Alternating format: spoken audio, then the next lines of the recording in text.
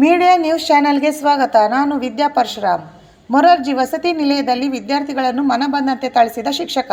ಬೆಳಗಾವಿ ರಾಮದುರ್ಗ ತಾಲೂಕಿನ ಸಾಲಹಳ್ಳಿ ಗ್ರಾಮದ ಮೊರಾರ್ಜಿ ವಸತಿ ಶಾಲೆಯಲ್ಲಿರುವ ವಿದ್ಯಾರ್ಥಿಗಳನ್ನು ನಿಂಗನಗೌಡ್ರ ಹೊಸಗೌಡ್ರ ಎಂಬ ಶಿಕ್ಷಕ ರಾಕ್ಷಸನಂತೆ ವರ್ತಿಸಿ ಹಿಗ್ಗಾಮುಗ್ಗ ಥಳಿಸಿದ್ದಾನೆ. ವಿಷಯ ತಿಳಿದ ಜಿಲ್ಲಾಧಿಕಾರಿಗಳು ಮಾನ್ಯ ಅಬ್ದುಲ್ ರಶೀದ್ ಮಿರ್ಜಾನ್ ಅವರ ಕೂಡಲೇ ಸ್ಥಳಕ್ಕೆ ಭೇಟಿ ನೀಡಿ ಥಳಿಸಿದ ಶಿಕ್ಷಕರನ್ನು ತರಾಟೆಗೆ ತೆಗೆದುಕೊಂಡರು. ಹಲ್ಲೆಗೆ ಒಳಗಾದ ವಿದ್ಯಾರ್ಥಿಗಳನ್ನು ಸಾಂತ್ವನಪಡಿಸಿದರು. ಶಿಕ್ಷಕನ ಮೇಲೆ ಸೂಕ್ತ ಕಾನೂನು ಕ್ರಮ ಜರುಗಿಸುವುದಾಗಿ ವಿದ್ಯಾರ್ಥಿಗಳಿಗೆ ಭರವಸೆ ನೀಡಿದರು. ವರದಿಗಾರರು ಶಶಿಧರ್ ಎಂ ಪಾಟೀಲ್, ಯರಗಟ್ಟಿ, ಬೆಳಗಾವಿ ಜಿಲ್ಲೆ.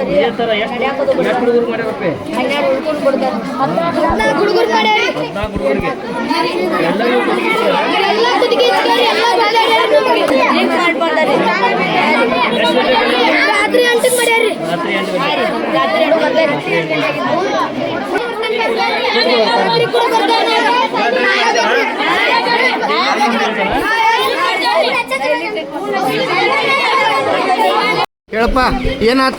ಏನು ಮಾಡಿದ್ರಿ ಸರ್? ಯಾವ ಸರ್ ಬಡ್ದಾರು? ಎದಕ್ಕೆ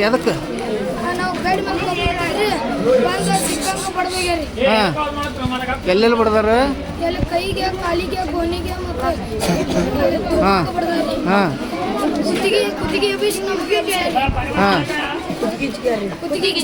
ಹಾಂ ಮತ್ತೇನು ಮಾಡಿದ್ರು?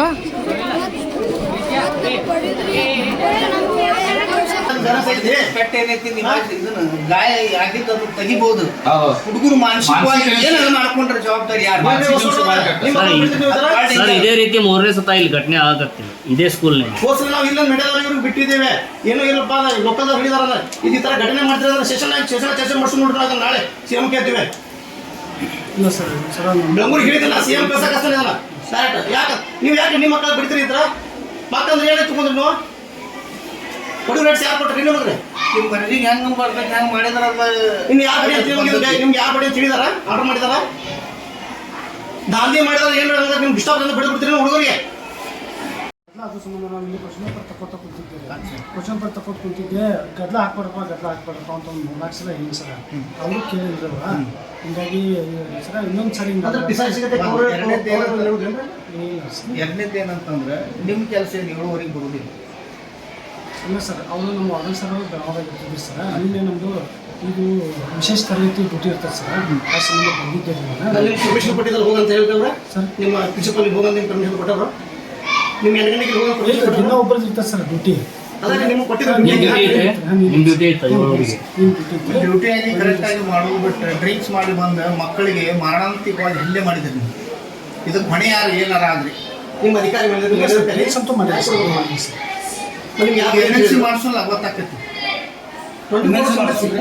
ಎಮರ್ಜೆನ್ಸಿ ಮಾಡಿಸೋನೀಗ ನೀವು ಮಾಡಿರೋ ಇಲ್ಲ ಅನ್ನೋದು ಸರ್ ಮಾಡಿಲ್ಲ ಸರ್. ಮಾಡಲಿಲ್ಲ ಅಂತಂದ್ರೆ ಯಾವ ಥರನಾಗಿ ಬಡ್ದಿರಿ ನೀವು? ಇಲ್ಲ ಸರ್, ಅದು ನಾವು ಮಕ್ಕಳು ನೋಡಿದ್ರಿಲ್ಲ 3-4 ಸಲ ಹೇಳಿದ್ವಿ ಸರ್ ಅವ್ರಿಗೆ. ಅವರು ಆದರೂ ಇಲ್ಲಿ ಗದ್ದಲ ಮಾಡಕತ್ತದೆ. ಇಲ್ಲಿ ಹೆಣ್ಣು ಹುಡುಗರು ಬಂದು ಉಳ್ಕೊಳಕ್ಕೆ ಏನಾರು ಮಕ್ಕಳಿಗೆ ಏನಾರ ಆದ್ರೆ ಹೊಣೆ ಯಾರು? ಅಲ್ಲಿ ಬಡಿ ಯಾರು?